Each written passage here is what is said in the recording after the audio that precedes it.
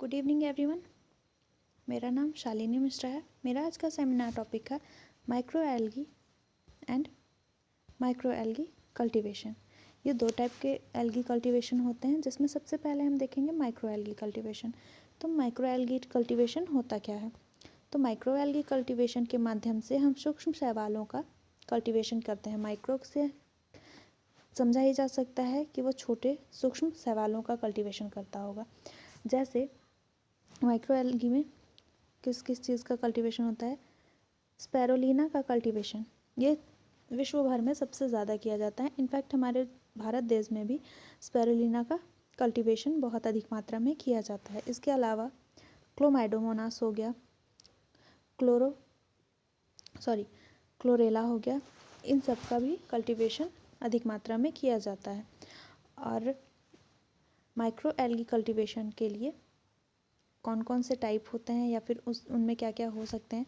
तो micro algae cultivation जो होता है वो यूनिसेल्युलर होता है, क्लोनियल होता है और फिलामेंटल टाइप होता है। ये तीन टाइप के जो हमारे माइक्रो एल्गी होते हैं वो हो सकते हैं।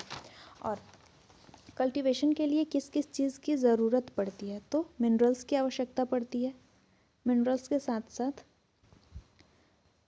लाइट्स की आवश्यकता पड़ती है। हम सभी जानते हैं कि लाइट्स के प्रकाश में ही कल्टीवेशन अच्छे से हो पाता है। उसके अलावा CO2 की आवश्यकता होती है, वाटर की आवश्यकता होती है।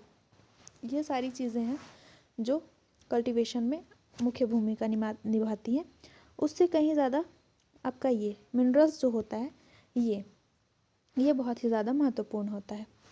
और हम अगर माइक्रो एल्गी का कल्टीवेशन करते हैं तो उसके लिए कितने तापमान की आवश्यकता होती है? तो ये देखते हैं कि 15 से 35 डिग्री सेल्सियस तक का तापमान जो है वो उचित होता है किसी भी कल्टीवेशन के लिए। और मिनरल्स में किन किन चीज़ों की आवश्यकता होती है? मिनरल्स में कौन कौन से मिनरल्स उपयोगी होते हैं? तो यहाँ पे देखेंगे मिनरल्स में नाइट्रोजन हो गया और पोटेशियम हो गया, फास्फोरस हो गया। ये जो हमारे मिनरल्स होते हैं ये सभी आवश्यक होते हैं माइक्रो एल्गी कल्टीवेशन में। इसके अलावा देखेंगे कि यहाँ पे कुछ डिफरेंट टाइप के कल्टीवेशन होते हैं जिनको हम देखेंगे। एक ओपन रेजवे पॉन्ड्स होते हैं। ओपन रेजवे पॉन्ड्स, इसमें क्या होता है कि ये मिट्टी के तालाब के बने हो सकते हैं, या फिर मिट्टी के तालाब में ये कल्टीवेशन किया जा सकता है, या फिर प्लास्टिक के या फिर कंक्रीट के बनाए हुए स्ट्रक्चर का यूज़ भी इसमें कर सकते हैं। इसमें होता क्या है कि एक तालाबनुमा एक क्षेत्र ले लिया जाता है जो ऐसे गोल होता है। उसके अलावा इसमें यहाँ से वाटर जो है वो डाला जाता है। और वाटर डालने के बाद हम क्या करते हैं कि इसमें एक ये बैरियर टाइप इसमें लगा हुआ रहता है। बैरियर के माध्यम से क्या होता है कि बीच में पानी ना जा कर के इर्द गिर्द जो है वो पानी ऐसे घूमता रहता है, चारों तरफ एक दूसरे के गोल गोल करके चक्कर लगाता रहता है। और इस पानी को अगर हम निकालना चाहें और इसमें कुछ जो है शैवालों के बीज डाल दिए जाते हैं, जिससे वो कल्टीवेट होता है और बढ़ने में उनका मदद करता है या फिर बढ़ता है। जैसे हम कोई फल लगाते हैं और उसका बीज लगाते हैं, उसके बाद उसको उगाया जाता है। इन सब टाइप से इसका भी यूज़ किया जाता है। पानी को निकालने के लिए यहाँ पे पानी निकालने के लिए एक स्पेस दिया जाता है, जिससे पानी हम लोग चेंज कर सकते हैं अपने आवश्यकता अनुसार। इसके अलावा यहाँ पे फोटो बायोरिएक्टर करके एक कल्टीवेशन का जो टाइप होता है वो होता है। इसे क्लोज रेजवे पॉइंट भी कह सकते हैं।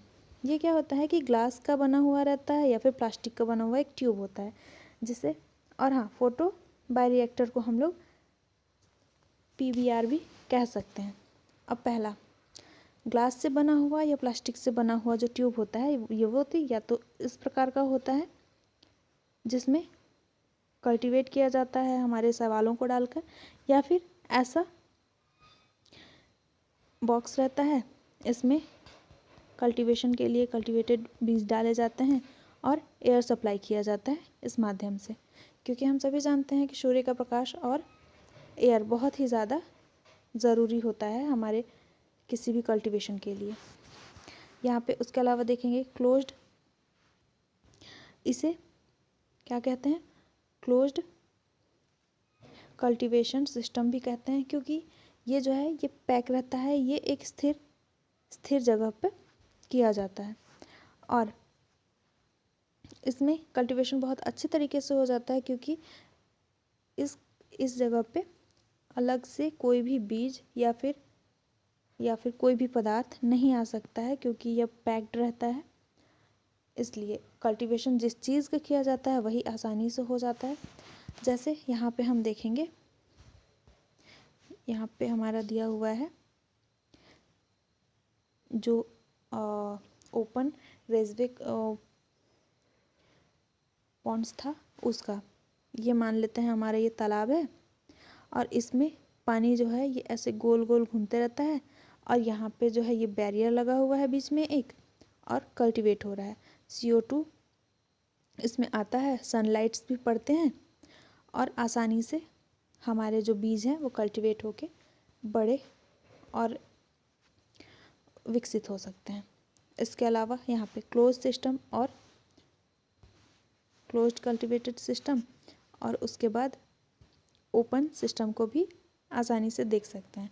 तो ओपन में हम देखे थे रेजवे पॉन्ड देखे थे इस प्रकार से, और 2 टाइप होते हैं ये। और जो क्लोज्ड सिस्टम होता है इसमें भी हमारे 4 टाइप से इसको हम लोग समझने के लिए यूज़ कर सकते हैं। ये पाइप नुमा होता है जो ऐसे राउंड एंड राउंडेड रहता है और ये आसानी से कल्टीवेट करता है। ये जो है बॉक्स नुमा रहता है, इसमें बीज डला हुआ रहता है और ये जो है सुरक्षित रहता है।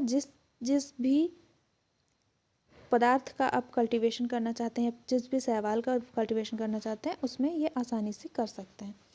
तो ये इस टाइप का होता है। और इसके अलावा हम देखेंगे क्या, बैच मोड होता है। तो बैच मोड होता क्या है, एक बार हार्वेस्टिंग करने के बाद फिर से कल्चर मीडियम, और जैसे इसको हम समझ सकते हैं कि अगर किसी भी शैवाल का एक बार कल्टीवेशन किया जा चुका है, उसके बाद उसे काटने के बाद दूसरा जो कल्टीवेशन करना होगा उसके लिए बीज या फिर उस पदार्थ की आवश्यकता पड़ती है। उसी प्रकार ये भी एक है जिसे हम लोग कंटिन्यूअस मोड भी कहते हैं। कंटिन्यूअस मोड में क्या होता है कि इसमें लगातार ग्रोथ होते रहता है, जो नियमित अंतराल में हार्वेस्टिंग किया जाता है। जैसे कि हम एक कल्टीवेशन एरिया लेते हैं, उसमें कुछ शैवाल के बीज डाल दिए, वो कल्टीवेट होके बड़ा हो गया, उसके बाद उसको काटा जाता है और उसके बाद वो पुनः उस बीज से या फिर उस जड़ से वो कल्टीवेट होके नए शैवाल का निर्माण करता है। तो ये जो होता है ये कंटिन्यूअस मोड में कहलाता है। तो इस टाइप के होते हैं आपके माइक्रो एल्गी कल्टीवेशन का सारे टाइप्स और मूवमेंट्स। अब हम देखेंगे micro algae cultivation. It means जो बड़े शैवाल होते हैं उनका कल्टीवेशन। तो इसके लिए क्या आवश्यक होता है, इसको हम देख सकते हैं, लार्ज थैलस साइज्ड एल्गी होता है। मतलब बड़े साइज़ के जो हमारे एल्गी होते हैं वो आते हैं किसमें, माइक्रो एल्गी कल्टीवेशन में। इसके लिए एग्जाम्पल हम देख सकते हैं, सीवीड्स होते हैं जो मरीन एल्गी होता है, मतलब समुद्री इलाके में जो पाए जाने वाले एल्गी होते हैं वो होते हैं सीवीड्स। इसका उपयोग हम खाने में भी कर सकते हैं और साइंटिफिक यूजेस के लिए भी इसका आसानी से उपयोग किया जाता है, यूज़ किया जाता है। ये जो है इसे हम समुद्री पानी में कल्टीवेट कर सकते हैं, इसका मतलब खारे पानी में इसका कल्टीवेशन होता है। और नेट के थ्रू जो है इसका कल्टीवेशन किया जाता है। नेट के थ्रू इट मीन्स इस टाइप का आपका नेट जाल बना रहता है, इसमें बीजों को फंसाया जाता है और ये फिर वापस बड़े होते हैं, कल्टीवेट होते हैं और उसके बाद उनको फिर निकाल के यूज़ में लेके आया जाता है। इसके लिए सीविड्स का साइज़, सीविड्स जो होते हैं वो बड़े साइज़ के शैवाल होते हैं जो समुद्रों में पाए जाते हैं। उसके अलावा हम देख सकते हैं कि जो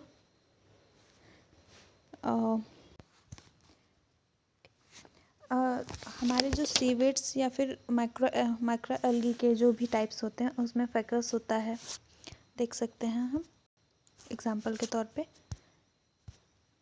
फैकस होता है, सरगासम होता है, पोरफिरा होता है, लेमिनेरिया होता है और अल्वा होता है। जलेडियम भी होता है और गिगार्निया भी होता है। इस टाइप के एल्गी जो है वो पाए जाते हैं जिसका उपयोग किया जाता है या फिर जिसका हम लोग कल्टीवेशन कर सकते हैं या किया जाता है। इसमें जो है फैकस हो गया, सरगासम हो गया और लेमिनेरिया हो गया, ये जो होता है ये ब्राउन एल्गी होते हैं। और इसके अलावा पोरफेरा हो गया, जलेडियम हो गया और गिगार्निया हो गया, ये जो होते हैं ये रेड एल्गी होते हैं। और इसके अलावा जो अल्वा होता है, अल्वा जो होता है वो ग्रीन टाइप एल्गी होता है। ये टाइप्स होते हैं हमारे एल्गी के जो कि कल्टीवेट किए जाते हैं और इनका उपयोग या तो खाने में किया जाता है या तो और भी चीज़ों में। और इसका हम जो हमारा माइक्रो एल्गी होता है, जो बड़े साइज़ के एल्गी होते हैं जैसे सीवीड्स हो गए, ये सारे, इनका कैसे इनको उगाया जाता है या फिर कल्टीवेट किया जाता है इसके बारे में देखेंगे। तो नेट के थ्रू होता है या फिर ऐसे एक रस्सी के माध्यम से, जैसे यहाँ पे दिया हुआ है, यहाँ पे एक रस्सी के माध्यम से इसको ऐसा करके पानी के सतह के ऊपर में रखा जाता है और उसमें ये जो है वेट डाला जाता है। वेट डालने की वजह से जो होता है, जो रस्सी होता है वो ऊपर की ओर दिखाई तो देता है लेकिन सबसे जो है वो बहाव में बहता नहीं है। और जो बीज होते हैं वो यहाँ पे डाला जाता है। फ्लोटिंग लाइन जो होता है ये होता है। सीवीड्स के जो बीज होते हैं वो ऐसे डाले जाते हैं जो कल्टीवेट होके फिर अच्छी तरह से बड़े होते हैं, बड़े शैवाल बनते हैं और उसका फिर उपयोग किया जाता है। तो इस टाइप के होते हैं ये नेट के जैसे जाल बनाया जाता है, या तो वो रस्सी का हो सकता है या फिर प्लास्टिक की नेट का हो सकता है। तो ये कल्टीवेशन ऐसे किया जाता है। इसके अलावा हम ये फिगर में देख सकते हैं, रस्सी के माध्यम से सीवीड्स को बांध दिया गया है और इसे खारे पानी में ऐसे ऊपर की ओर ये फैला रहता है और फिर उसके बाद इसका निर्माण होता है या फिर ये बड़े होते हैं, कल्टीवेट होते हैं। और ये समुद्र के अंदर में जो कल्टीवेशन होता है माइक्रो एल्गी का, उसका एक फिगर है जो कि हमारे कल्टीवेशन का एक हिस्सा होता है। तो ये होता है माइक्रो एल्गी और माइक्रो एल्गी, ये दोनों टाइप के जो एल्गीज होते हैं उसका कल्टीवेशन बड़ी आसानी से किया जा सकता है और साथ ही साथ इनके लिए उपयुक्त वातावरण की भी आवश्यकता होती है। तो माइक्रो एल्गी जो होता है वो हम आसानी से कहीं पे भी उगा सकते हैं या फिर कर सकते हैं। उसको दो टाइप होते हैं। और माइक्रो एल्गी जो होता है वो खारे पानी में उगाया जाता है, इसलिए इसे सी फूड भी कह सकते हैं, जिसका उपयोग सी फूड में जो हमारे सीवीड्स होते हैं उनका उपयोग किया जाता है। सो आज का मेरा सेमिनार टॉपिक यहीं ख़त्म होता है। Thank you.